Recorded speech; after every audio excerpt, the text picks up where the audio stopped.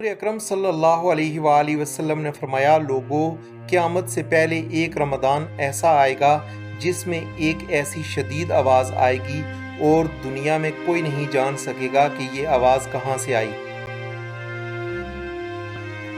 Video शुरू करने से पहले आप सबसे गुजारिश है कि अगर आप मेरे चैनल पर नए हैं तो चैनल को सब्सक्राइब कर लें और घंटी के निशान को दबा लें ताकि आपको मेरी आने वाली सारी वीडियोस मिलती रहें। शुक्रिया।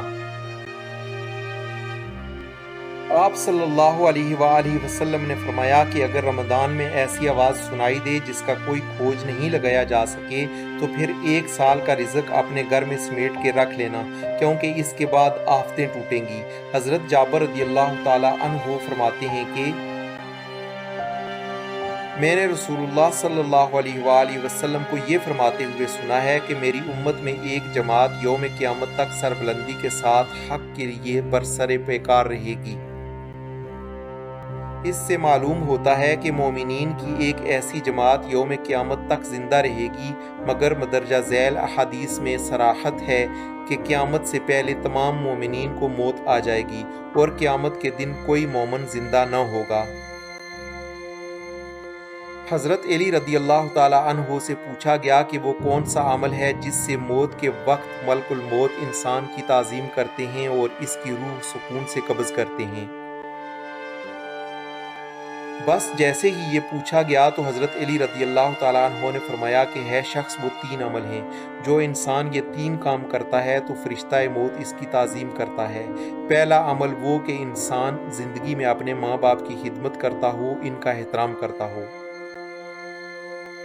दूसरा अमल कि वो इंसान अपनी ज़िंदगी में अल्लाह की मखलूक को तकलीफ़ ना देता हो, अपनी ज़बान और हाथों से अल्लाह ताला की मखलूक का ख्याल रखता हो। और तीसरा अमल कि वो इंसान ज़िंदगी में हम यानी मोहम्मद व आल मोहम्मद से मोहब्बत करता हो।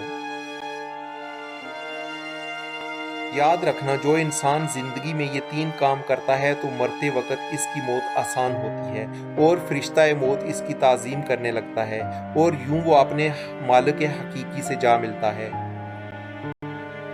जब हजूर सल्लल्लाहु अलैहि वसल्लम की वफ़ात का वक्त करीब आया तो आप सल्लल्लाहु अलैहि वसल्लम ने मलकुल मौत से फरमाया, क्या मेरी उम्मत को मौत की तकलीफ़ बर्दाश्त करनी पड़ेगी? तो फरिश्ते ने कहा, जी हाँ, करनी पड़ेगी।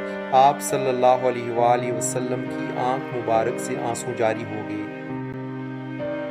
तो अल्लाह ताला ने फरमाया है, मुहम्मद सल्लल्लाहु अलैहि वसल्लम, आपकी उम्मत अगर हर नमाज के बाद आयतल कुर्सी पढ़ेगी तो मौत के वक्त इसका एक पाँव दुनिया में और दूसरा जन्नत में होगा।